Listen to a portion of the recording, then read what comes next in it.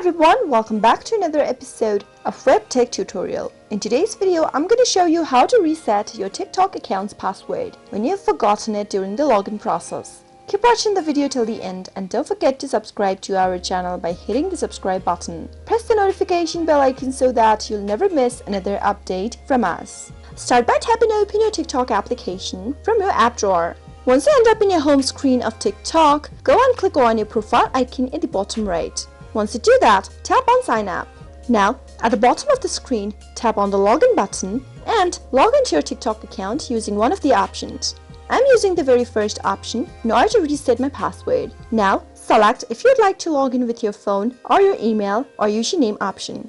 If you choose the phone number option, then you can simply log into your account using the verification code, but if you'd like to change or reset your password, go to the email or username option at the top. Now, type in your email that is associated with your account. Soon after you do that, if you remember your password, you can type it in the password text box, but in case you've forgotten your password, tap on Forgot Password link and from the pop-up, select any one options. You can choose the phone number option or email. If you choose the phone number option, then you'll be able to receive a verification code with your phone number.